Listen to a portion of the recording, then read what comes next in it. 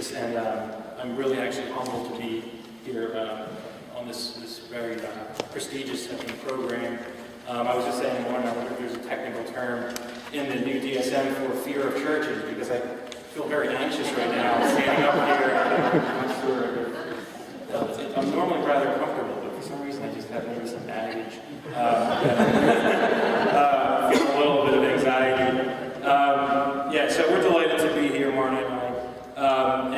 I do want to just formally again acknowledge the work of the Thomas Scattergood Foundation for their support, and they are a Quaker-based foundation that emerged out of a partnership between Friends Hospital, which some of you might have heard of, was the first asylum actually in the United States that implemented what was called moral treatment in the late 1700s, early 1800s, founded by Thomas Scattergood.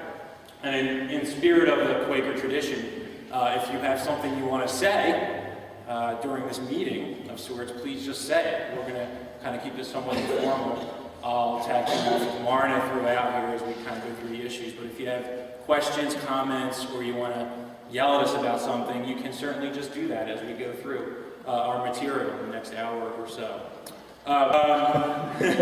Rebecca Johnson, who's been a stellar research assistant now at the NIH, Arthur Kaplan, friend, mentor, and former boss, now at NYU. Dr. David Kupfer, who's actually the chair of the committee that's running the DSM-5 revisions, has been very gracious with his time. We convened a conference in 2011, September 2011, when she came and gave a great talk updating us on the status of the DSM-5 revisions. He was perfectly happy to explore many of the ethical questions and concerns that we raised, and has been really helpful in terms of just vetting some of our work and slides and giving us feedback on some of the things we like to argue about. I should also mention he invited Arthur Kaplan to contribute an ethics preface to the next edition of the DSM, to the DSM-5, which I think is the first time ever that there'll be some sort of philosophical ethical musing in the actual manual, which is pretty cool. And John, for being just a great guy and helpful in every respect. Thank you, John. The overview of the presentation. What we'd like to do is break it into sort of three parts. The first, we'll go over where things stand with the current revision, and believe it or not, things are changing as we speak. Last night I went online to try to find out if an important vote had taken place regarding the way in which personality disorders will be constructed. I didn't see any evidence that the vote happened, but it's supposed to happen this week. It could be happening right now. But we'll give you an update on where things stand in terms of the actual manual, nuts and bolts of the manual. Not too much detail here, just because we want to get into the nuts and bolts of the ethics. And we'll start then into the ethics by kind of going over one critical question that I think rounds all the other ethical questions when we talk about psychiatric nosology, which, by the way, the word nosology, for those of you who haven't heard it before, is a fancy word for a classification of diseases, okay? So there's nosologies in oncology, nosologies in cardiac, in cardiology. Nosology is simply a categorization of diseases. So you'll hear me talk about psychiatric nosology, the categorization of mental illnesses. So the key question that I'll raise with you all is categorizing mental illness an ethical activity? Is that actual activity of going through and chopping up the world into illnesses and disorders, is that activity itself ethically labeled? Okay? And then we'll examine three sets of ethical questions. The role of advocates. Should advocates and patients have influence in shaping the new psychiatric nosology? Okay? And currently they have influence, and we'll talk about specifically how that's been happening. Stigma potential. Will the dimensional approach to personality disorders increase stigma and labeling? So we'll focus in on personality disorders and the way in which, at least up until today, their proposals have, the proposal was to shift away from categorical models of personality disorders to trait-based dimensional models for personality disorders. And what does that mean for patient identity and stigma dynamics as a second question. And then a third semi-ethical but more interesting sort of political question is the optics of this process and how will the DSM revision process affect public perceptions of behavioral health care. okay, given these two other things, okay? So that's how we'll do it, and again, if you guys have questions or want to chime in as we go through, and if I don't see you, just wave to me, and we'll certainly field questions as we go along. Now, I'll turn it over to Marna now, who can give, I think, some more, some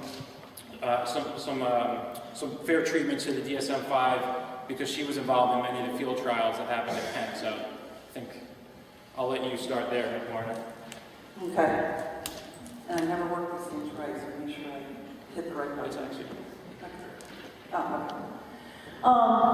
Just to give you a little bit of the overview of the whole revision process, it began in 2000. The original agenda for the project was in 2002, 2006. We had Drs. Cupper and Revere who were appointed to run the task force. One of the things they did that was unique to the DSM-5 is they had 3 public commenting periods. They each were about 6 months apart. The last one took place in June of 2012, just this last June. And I think that's one reason why, personally, I think this is one reason why we've seen so much discussion about what's happened in the DSM-5, is because they really have encouraged people to respond to this. And section, I just blanked down on it, whether it's 23, 24, I can't remember, of the APA, American Psychological Association, had a petition where they encouraged, numerous people signed on, really talking about their criticism, not only of personality disorders, but also about several other key things that were suggested as major revisions in the DSM-5. The goal is still to publish the DSM in May of the next year. It's really doubtful they're going to make that, but I don't know. Again, just to give you a little bit of an idea of how the whole review process was organized, they first set up fairly broad study groups where you had focused on diagnostic spectra, lifespan development, which is a unique aspect of the DSM-5, which I'll go into in a minute. They had another broad group on gender and cross-cultural issues, impairment assessment, diagnostic assessment instruments, and then they had work groups that were really specific to the various categories that are in the DSM-4, as well as new separations that are occurring in DSM-5.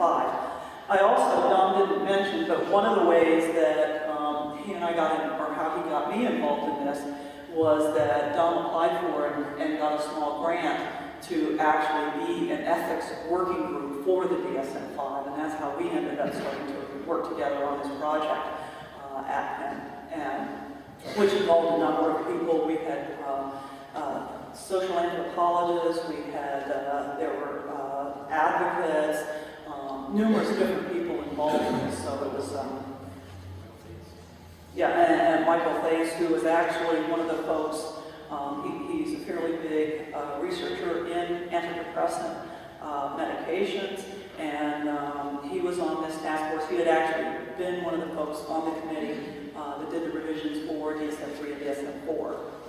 He specifically was not on DSM-5 because of his ties to the pharmaceutical industry.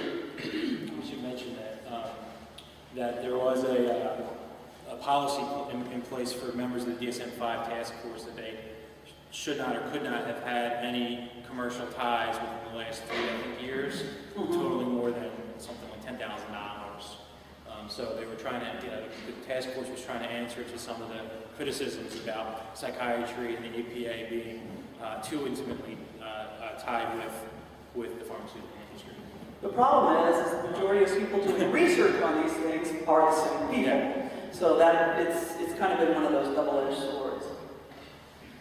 Okay, the key principles, and this is what DSM-5 states, this is in our opinion. The principles that they put forward is one, they wanted to make sure that any revisions were useful to clinicians. They wanted to have any recommendations guided by evidence base. They wanted to have some continuity with previous editions, but then they also didn't want to be constrained by any sorts of change that could occur. One of the things that is a little bit unique to the DSM-5 is that they want to take a development across the lifespan perspective. In other words, what they're doing is, where in the DSM-4 DSM-4, TR, and DSM-4 and DSM-3 as well, they talked about some of the differences between kids and adults in the different disorders. What they're really trying to do with the DSM is they're trying to move away from that and within a category talk about the developmental perspective. So for example, they are suggesting where there's a subtype within PTSD where you've got PTSD in adults and then you've got a subtype of PTSD in kids. We're talking about the differences. And that is within the category of trauma and stressor-related disorders. So they're trying to focus that developmental issue, not separate it out, but actually incorporate it into the various diagnostic categories. The other thing that is quite a difference from the previous DSM revisions is that they really are trying to look at more dimensional concepts. This is anybody that's really followed diagnosis and labeling. We've looked a lot at the idea of do you want to move from a categorization to a more dimensional approach. And one of the things they are trying to do in this revision, and particularly with the personality disorders, is to really look at dimensions in terms of distress, disability, and severity, so that they are asking that you make these kinds of distinctions with the different disorders. It's kind of like they have done away with the 5 axes, and so it's kind of trying to take the axis 3 and 4 and even 5 with the level of function and take a look at that and put that right into the diagnosis. So they're kind of now taking the 5 axes, or certainly 3, 4, and 5, and put that into it. So the GAF is on global assessment of function and some of that stuff. They also want to make it a more living document, and by that they're trying to recognize that we are in the computer age.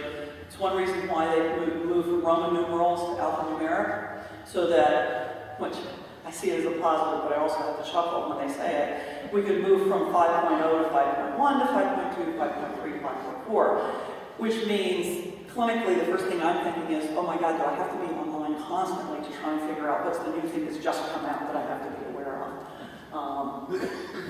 It's like an operating system, new versions. Yeah.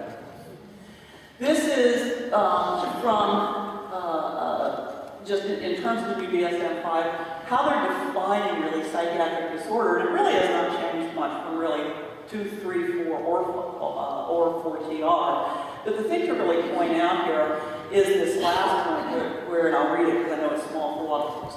When considering whether to add a mental or psychiatric condition to the nomenclature or to delete one, the potential benefits should outweigh potential harms. And by potential benefits, it's talking about provide better patient care, stimulate research, that kind of thing, versus hurting particular individuals and being subject to misuse.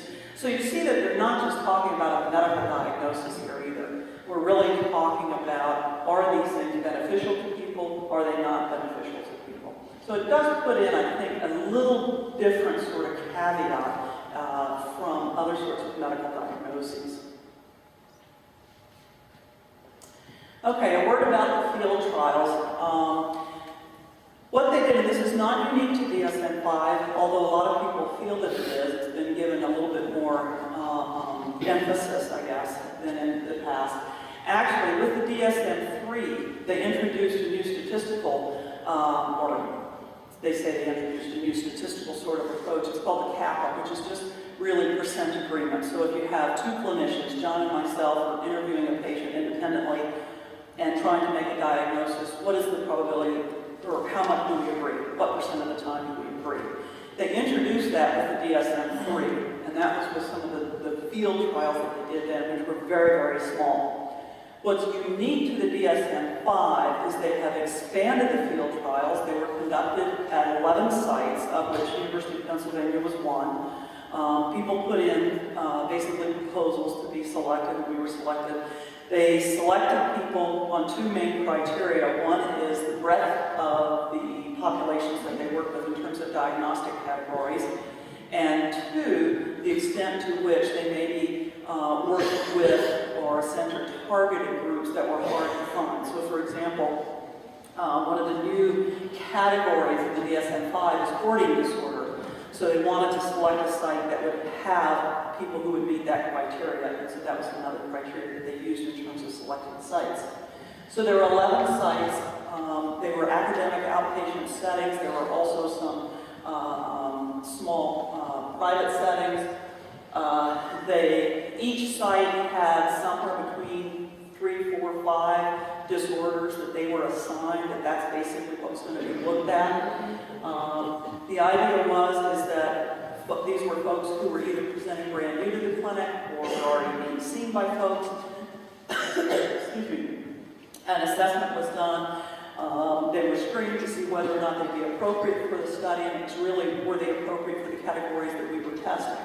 So, for example, at Penn, we were looking, doing a reliability for mixed anxiety and depression, GAD, hoarding, binge eating disorder, and I'm going down. No, we were doing one of the personalities, and now I can't even remember it anymore. What was done is people came in, they were assessed by one clinician, and somewhere within the next 2 weeks they were assessed independently by a second clinician. These are people who had no knowledge of the patients. One of the things that I have gotten pretty upset about, actually, just in terms of watching the whole process and overseeing it, is these interviews were meant to be conducted in 1 hour. You could take as much time as you wanted, but you're only paid for an hour. So you can imagine how long clinicians actually spend. They spend an hour. And they had to go through the entire assessment. Essentially, if anybody's done like a SCID, structured clinical interview for diagnosis, a SCID can take you quite a long period of time. And to try and do it in 60 minutes when you've never met a patient before and try and make an assessment based on some of the new revisions, I think is a little absurd, quite honestly. And so I think that's, for me personally, that's one of the fallacies. One of the other things that again, this is anecdotal, this is not data that comes from across the sites, but our experience. One of the other things I observed is that many of the clinicians were general clinicians that didn't even see some of these diagnoses very much. And so again, makes me call into question really how familiar people are with clear-cut DSM diagnoses. There was a computerized algorithm which basically decided that if people were comorbid, for disorders that were being tested at our site, which category they would go into. So for example, if somebody came in that had mixed anxiety, depression, or had depression, also had symptoms that would suggest hoarding disorder and a personality disorder, which category did they go into? And basically what it was based on which had lower numbers. Because the idea was they wanted to try and get at least several hundred people in each category. There was supposed to be a third interview conducted somewhere within 3 to 5 months after the first two. And that was really the first two looking at reliability. The third one really looking at change. So you could get some sense of how people changed over time. Because of multiple problems, just procedural sorts of stuff, and getting these field trials up and running, there have been very, very few of these third interviews actually conducted, and they actually cut off the end of the field trials before most of the third interviews were conducted. The kappa is the statistic of agreement. What you really want to see is somewhere between, or typically you want to see about 0.6 or better in terms of agreement. If you think about it, that's like 60% agreement, okay? The APA, American Psychiatric Association, with DSM, said that for them an acceptable kappa was 0.2 to 0.4. And you'll see why when I tell you some of the data that they got from that.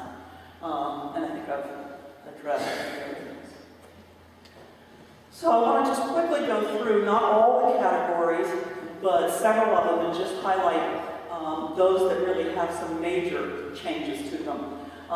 Within the mood disorders, the couple of things. One is, right now there still is on the table, the revision to eliminate grief exclusion. At first I was pretty upset about this until I really started reading the criteria. And really all they're saying is much as we would have said before, which is, if you've had bereavement more than 6 months, then you can call it major depressive disorder.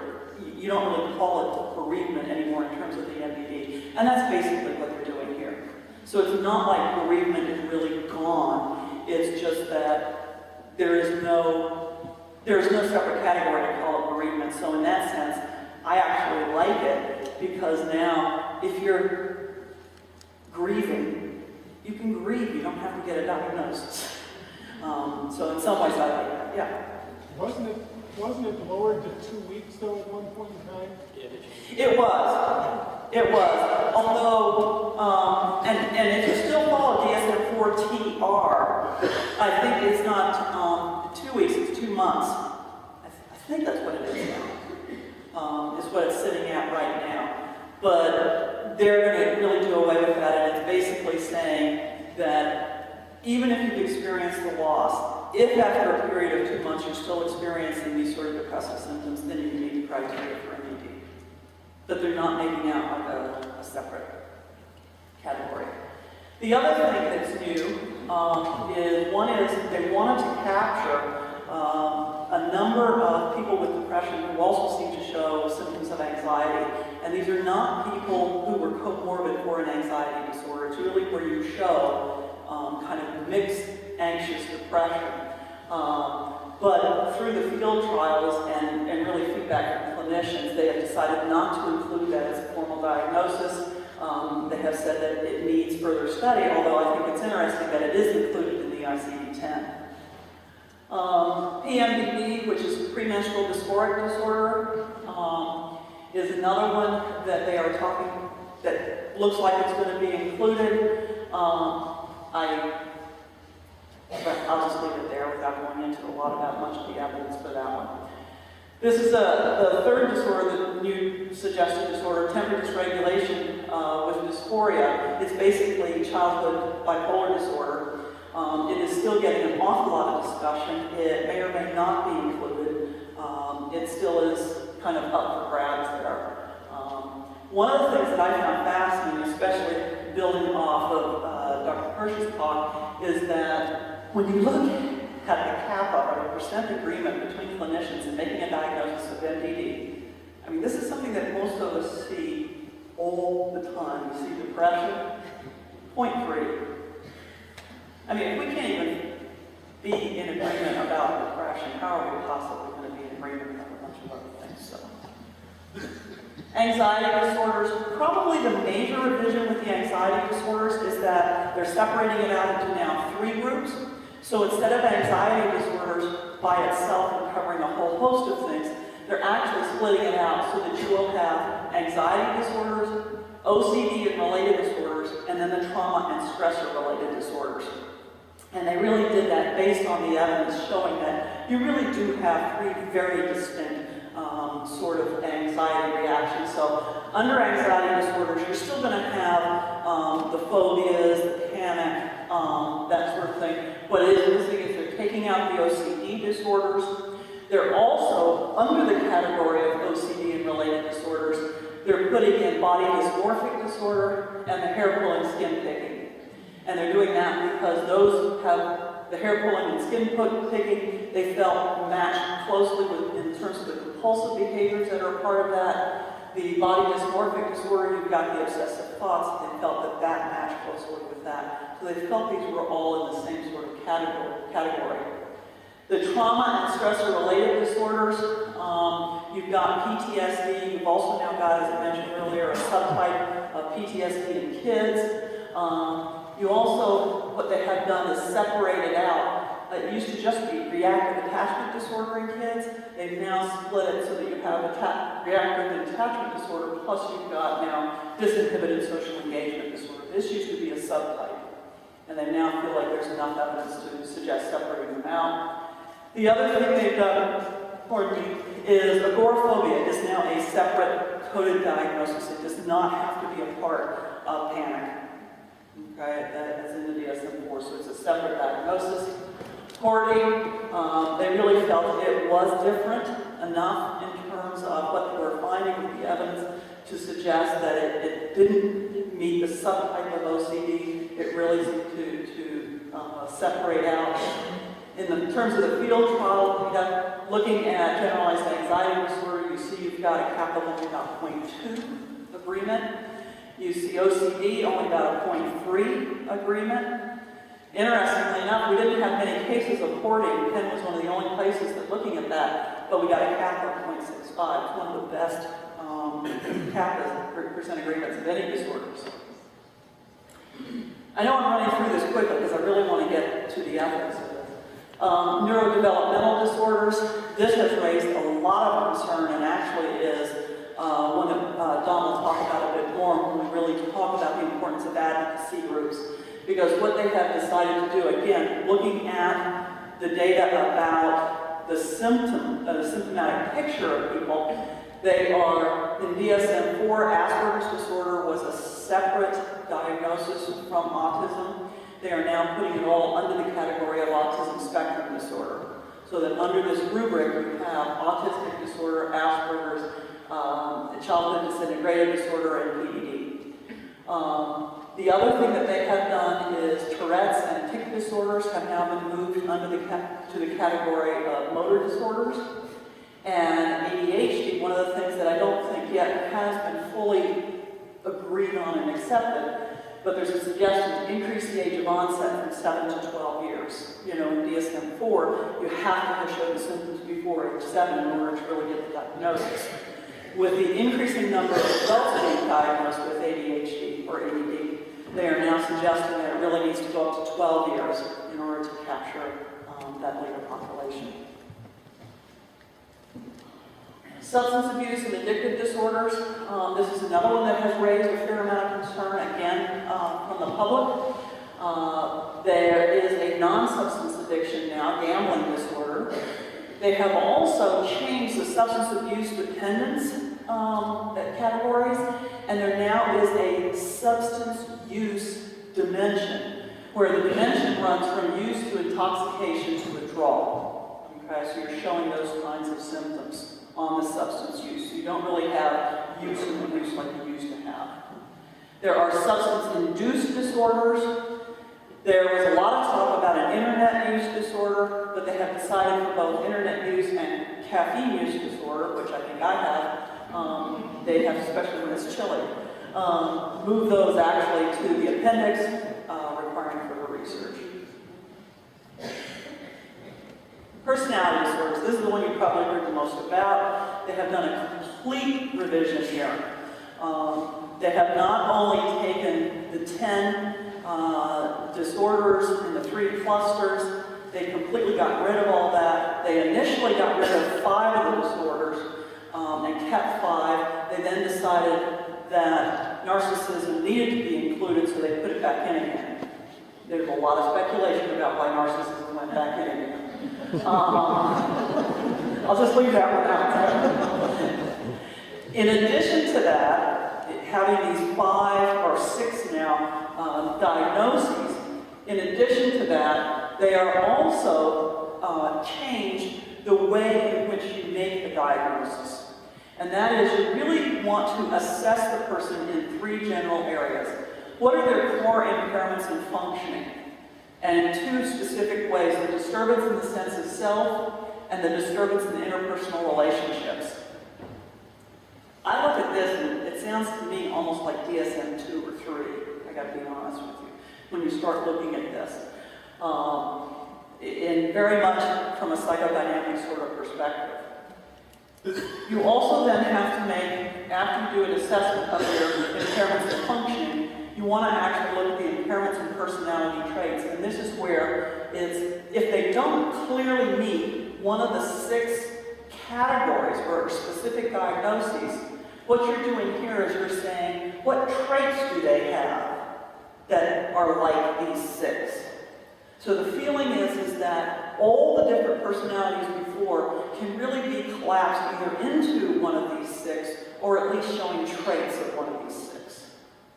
Then finally, there's a measure of overall dysfunction severity. Now, how many of you, before having ever met a patient, could interview them for an hour and make this diagnosis? I don't know about you, I think I'd be hard-pressed to actually do this. And so what you'll actually see in terms of the field trial data is that the criteria were really so ambiguous. people couldn't agree at all. Okay. So, Any questions on that, just real quickly?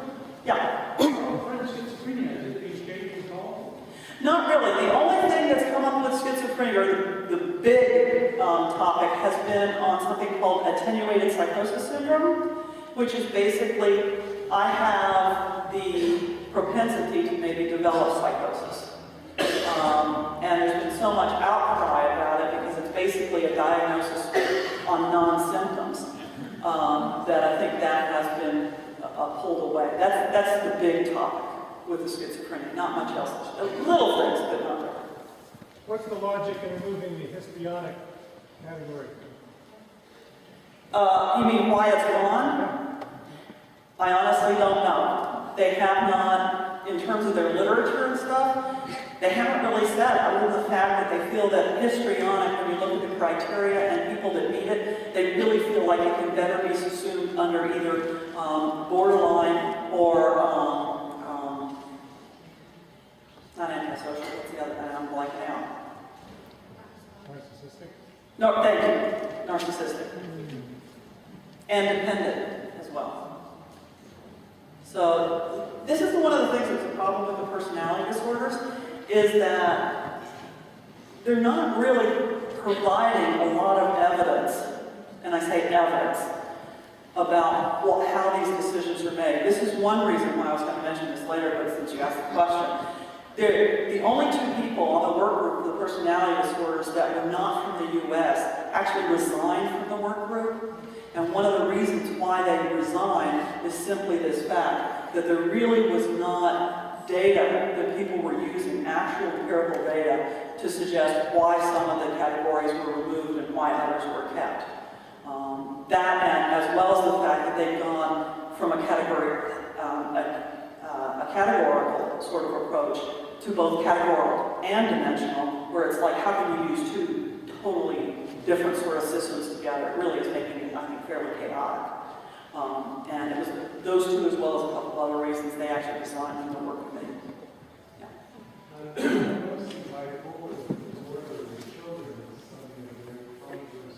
Yes. So there's a move on that. What's happening to children in general? Are there other disorders that are used for looking for now? I'm not sure what you're asking. We're bipolar disorder. It looks like they're considering the legitimacy of applying bipolar disorders to young children. Yes. What's happening with some of the other disorders? Did that happen with the depressive disorders and the anxiety disorders? Any sense of why just the bipolar disorder? Well, it's happening in bipolar. It's also happening in PTSD, where they're having the subtype for kids. It's happening in a few of them. Why it's not in the other ones, I really don't know. well, I think part of the answer is that there's been this explosion of misdiagnosis of bipolar in kids, and they're trying to sort of ratchet that down a bit, tamp down that misdiagnosis. But I mean, why you're not seeing the same sort of things like a childhood depression? I know they had looked at that for a while. One of the big concerns is really in kids, how do you tease apart whether you've got an anxiety disorder or a depressive disorder because of the symptomatic picture that you see. And so there was a lot of discussion around that, but no real resolution in terms of let's do this, or even a suggested diagnosis to put in the appendix that you could do further research on. so let me shift now over to some questions that are, I think the questions you all raised, are rooted in a deeper set of questions, which is what is the actual ontological status of a mental illness to begin with, right? And many of these questions would not really be raised about the nosologies in other disciplines of medicine. This is something that Dr. Kirsch alluded to in his comments at the end of his talk, much more eloquently probably than I'm about to do now. But imagine a group of oncologists gets together and says, we need to redefine leukemia, let's have a vote on what leukemia will be from now on, right? That just wouldn't happen. So the actual status of mental illness as an entity, as an ontological thing that exists, is very different, I think, than many other types of illnesses and disorders. So there are a couple of ways to think about the ontological meaning, simply how it exists, the status, the existence of mental disorders. And philosophers, I think, can be divided into two broad categories when they look at this question of what is a mental disorder. There are those that say mental disorders are natural kinds. Like other diseases, we just haven't found the specific brain dysfunction yet to explain the depression, to explain schizophrenia, to explain bipolar. We haven't identified yet the chemicals, the genes, whatever it is that causes these types of behaviors. The second kind of theoretical approach would be to say that, no, that's actually wrong. Mental illnesses are socially constructed based on our expectations of one another, right? So the idea here is that a person who is mentally ill somehow is impaired in their interpersonal functioning based on what we expect them to do in a civil society, for example, and how to behave. And they're not meeting those expectations. There are some hybrid models that say, you know what, it could be biologically based, but in the end there is a value-based sort of distinction here about how we define and determine what counts as a mental disorder. But again, you know, part of the bottom line point here is that this is a unique area of medicine by which political, social, gender-based, race-based, other types of values impinge upon what otherwise would be an objective type of endeavor, which is to say what counts as a disease or not, right? The answer to the question, is categorizing mental disorder then an ethical activity, is, I think, a resounding yes. It is an ethical activity. The concepts of health, disease, and illness are evaluated. Mental disorders are not natural kinds, like cancer, infectious diseases, etc. And subjective experience and social values play a significant role when we set out to define what counts as a mental illness, or redefine what counts as a mental illness. When we think about what it means to be sick, right?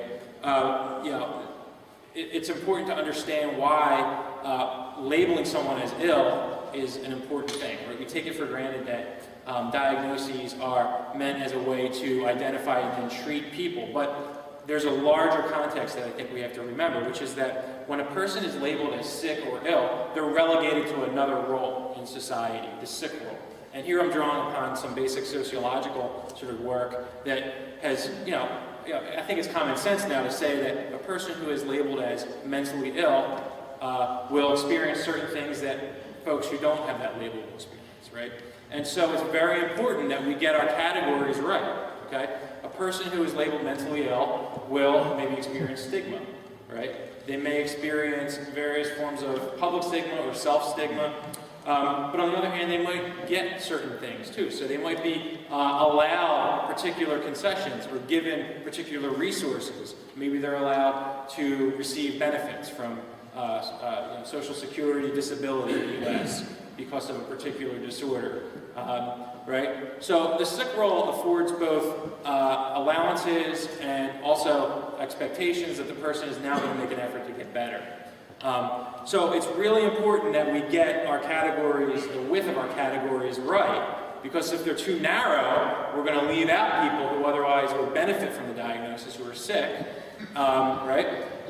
But if they're too wide, we're going to medicalize normal life, possibly, and then, run the risk of stigmatizing or harming people who otherwise wouldn't be harmed because they're healthy, actually, right? So the key to the ethical enterprise of creating or redefining categories of mental illness, I think of in two ways. The first is a proximate goal. The first is to be able to diagnose reliably, and reliably might be sort of a problem insofar as the field trials have shown, but diagnose reliably and then treat individuals, right, for their mental illness and conduct research.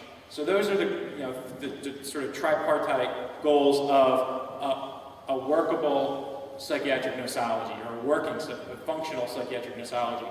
But the ultimate goal, I think, that we have to remember is to relieve human suffering. It's not just to label things and cut out the world and carve it at its joints to make it manageable for, as Dr. Kirsch mentioned, an insurance schedule for billing purposes. It's really there to be able to diagnose, treat, and ultimately relieve human suffering. Now, there are examples where classification has gone horribly wrong. And it's when these two goals, diagnosis, treatment, and the relief of human suffering, are taken to be secondary to other goals, whether those goals are political goals, racist goals, sexist goals, appeals to religious or moral tradition, disease mongering, basically creating diseases to make money off of drugs. When those goals become the primary goal above beneficence, right, taking care of your patients, doing good, that's when we have a problem. So, I'm going to give you just two historical examples to show you how this happens, but I want you to think about it in two ways. The first is, when you think about examples of diseases that were created for these other purposes, for these more maleficent purposes, did folks know about those purposes? Were they cognizant of the worldview or the paradigms within which they were working? The second is, how do we recognize in the present when certain values or biases influence the way we're categorizing or recategorizing mental disorders in the today, in the DSM-5. And the first example I want to show you is a somewhat famous example. Maybe some of you know about this, drapetomania, which was the disease that was described as afflicting black people, basically, who tried to run away from their slave masters. Slaves who attempted to become free were said to be afflicted with a particular mental disorder called drapetomania. This was described actually in a medical journal in 1851, into the 1860s by a Louisiana psychiatrist by the name of Samuel Cartwright, and he explained all the symptoms of the absconding slave as being pathological, because really the natural purpose of this individual was to be a slave. So by trying to become free, right, there was clearly a dysfunction there, right? Clearly a mental dysfunction, okay, according to Samuel Cartwright. And he even prescribed a variance of particular disciplinary interventions to try to treat this disorder. And you can go online and Google this drapetomania and read all about those, the prescription for treating drapetomania, which actually starts out as being kind and gracious to the slave that continues to try to run away, and then gradually progresses towards corporal punishment. And so you can see here an example of a disease category that was created for various political and political purposes that's deeply racist and laden with racism, right? And just a disregard for humanity. Now, I raise again the question, when you're in a situation or in a paradigm, a worldview where a certain group is not considered literally, then how do we judge that morally? And how do we know when we are ourselves violating certain basic human dignities in the way in which we construct our categories? Big question, big epistemic question. I don't know how we can get there. But one more sort of recent example is just draw from psychiatric nosology in the Soviet Union in the 60s, 70s, and 80s, when really the Soviet psychiatry enterprise had its own nosology that they created themselves and was reliable and valid, and everyone bought into it and thought it was very much helpful to patients. It turns out, however, many of the folks that they were putting into asylum for involuntary treatment, etc., happened to be dissidents, political dissidents, who disagreed with the communist regime, right? And here's just an example of one woman, Natalia Gorbachevska. She was diagnosed with the famous disorder, the now infamous disorder, sluggishly progressing schizophrenia, which was a form of schizophrenia that was made up by the Soviet psychiatric group, and really was a label used for folks who were considered trouble to the government. So we can see examples where the wrong values, we might say, the wrong moral values, are brought to bear on the categories that have been created. And the challenge is to know when that's happening in the real time, right? It's easy to go back into history and see it, but it's being aware in the present of what we're doing, that's hard. So one way to maybe do that is to involve advocates and patients in the construction of the nosology, right? So to actually go out and ask patients who are suffering from mental illness, or maybe not suffering from, maybe suffering from nothing at all, but have the label of mentally ill, what do you think we should include in the new nosology? Which is, again, a crazy idea when you think of a medical enterprise going out out and asking people to vote, essentially, on what should be in their handbook, right? You wouldn't hear you wouldn't hear about a conference of oncologists bringing in the public or advocates to, give, personal stories about leukemia and say, well, I really think it's a disorder, or not, right? It's just not going to happen. So the way this has been happening is really fascinating to me in particular, because I find it very interesting that something like a medical diagnostic manual has been subjected almost to democratic deliberation, right? It's really interesting. And so the way it's happened is there's been 3 commenting periods on the DSM5.org website. When the website opened itself up to public comments, you could write in, you could write a story, you could write in based on anecdotal evidence that you have from your practice as a clinician. Advocacy groups marshaled all their people together to come up with arguments and white papers to present to the task force. And so the underlying principle there was to engage the broader public on issues related to DSM revisions. Free open commentary. They got thousands of comments from patients, advocacy groups, professional societies, and the general public. I think at last count they're up to like 15,000 comments, some of which were more substantive than others, but they say they're reading everything, right? Now, let me just give you one example. NAMI, the National Alliance for Mental Illness, big advocacy group. They were all in favor of all sorts of things that were being changed. They had some concerns about some other things. One of the things actually they were in favor of was the attenuated psychosis syndrome that Marna actually just alluded to, about sort of this prodromal schizophrenia thing. They say major family support groups, this is just a quote from the APA, major family support groups such as NAMI have expressed concern that this research, attenuated psychosis, continues so that early identification of children at risk for psychosis and non-pharmacological interventions, including cognitive behavioral therapy and omega-3 fatty acids, may be made available to prevent the toxic effects of psychosis on the brains of developing children and adolescents. Okay, so the way NAMI sees, mental illness is through the biomedical model, and if they can sort of treat the prodromal version of psychosis, much like doing preventative medicine for diabetes care or something, getting in there early to try to prevent the toxic stress from taking over and bringing that child to the next level of psychosis. They were all about that. But again, it's like, NAMI has a lot of influence. In fact, this is kind of a counterexample to my main point, which is that the more influence they have, the more they get out of the task force. Because in this case, the task force actually dropped the attenuated psychosis. The point is, various advocacy groups wield various levels of authority and influence. And Autism Speaks, for example, they're very concerned about the collapsing of Asperger's into the autism spectrum disorder. And they've been concerned about the real, quote-unquote, real-world implications of this. In the U.S., we have this sort of barbaric healthcare system, which hopefully will change in the next few years. But you guys here in Canada are well ahead of us in providing adequate services for families who have children who are suffering from Asperger's or autism spectrum disorders.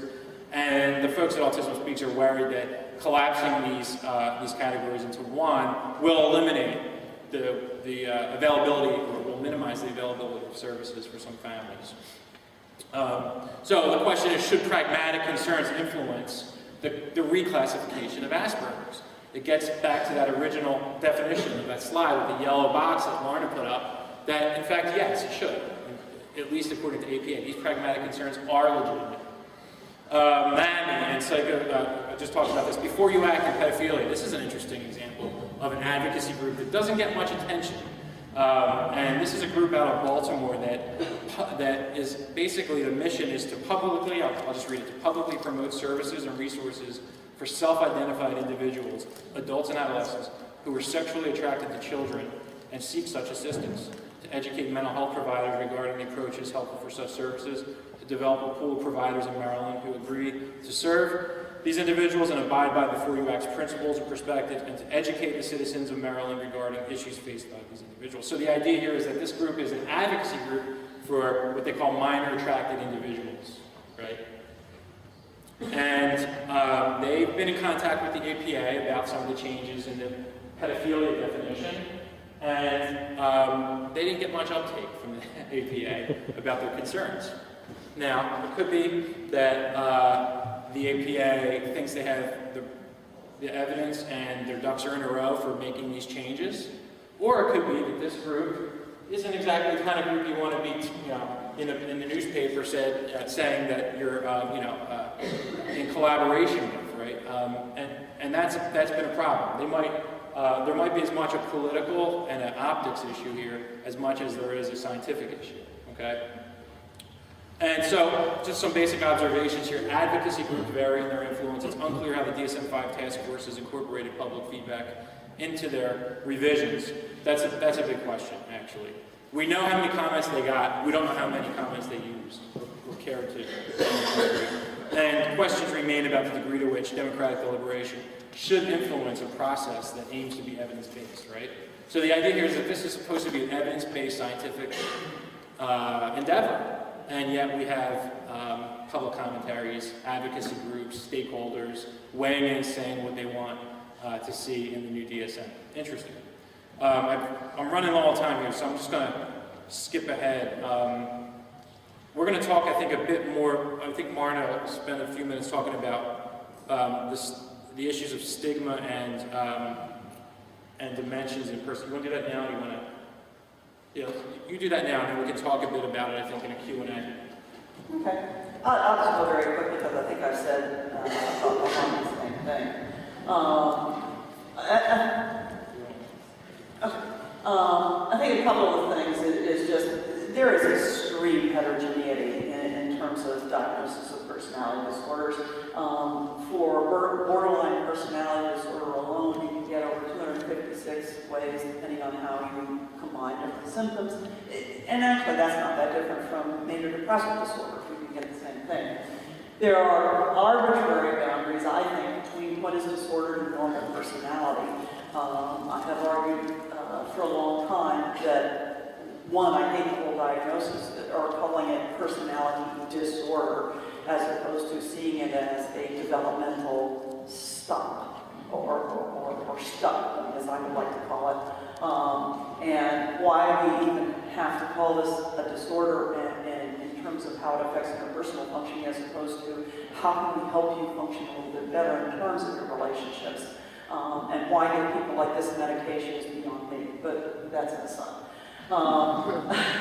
I think the other thing is really important to look at the role of values in terms of making a diagnosis. That's another reason why I hate calling it a personality disorder.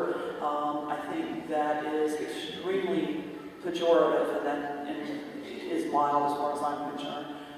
Saying that your personality, your character, who you are as an individual is disordered, I think it is abominable, actually. And it's really, I think, no consideration of personality itself. In other words, what are the strengths that they have? What do they bring? How do they interact in interpersonal relationships, as opposed to what is wrong with them, or what is less functional in terms of how they interact in relationships.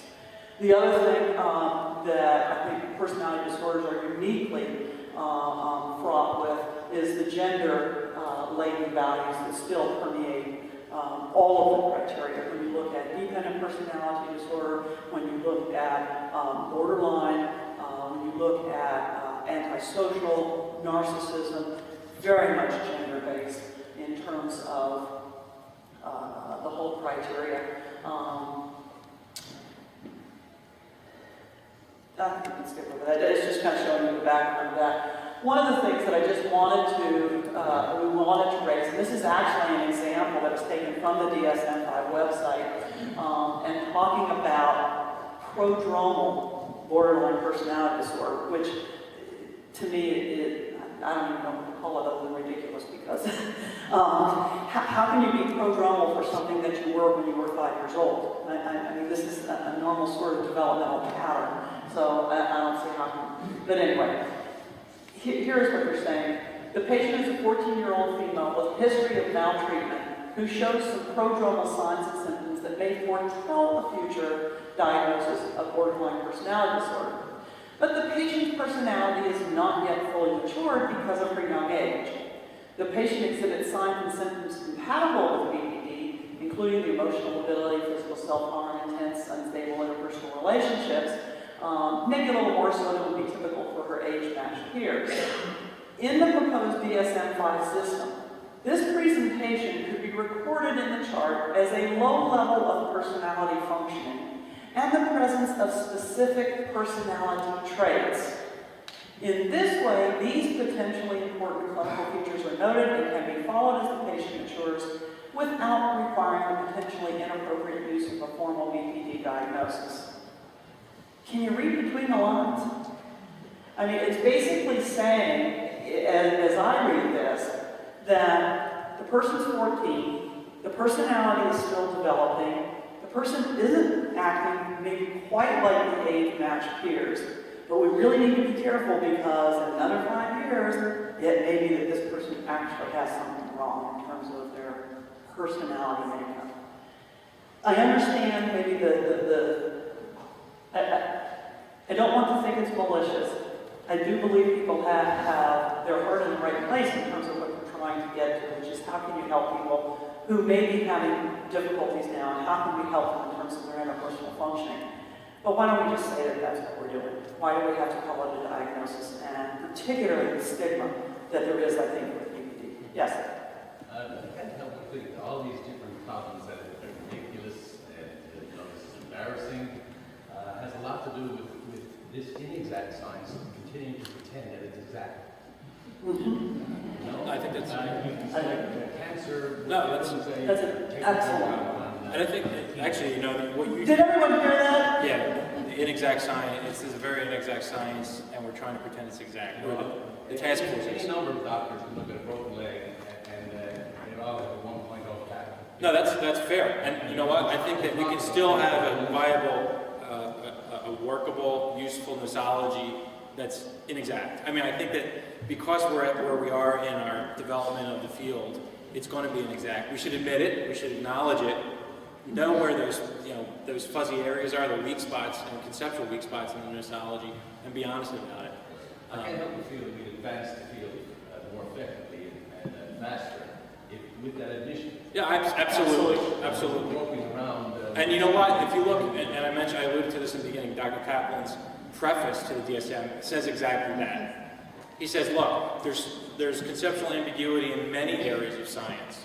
You know, the most objective areas of science, like physics, for example, can't figure out whether they want to call something, a planet or a satellite.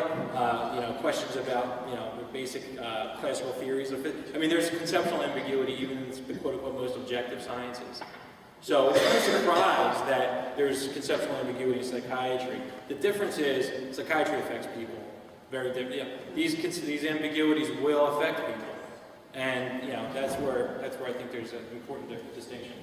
I wonder, could you elaborate briefly on the ways in which personality disorders, in particular, are gender particularly related to gender values?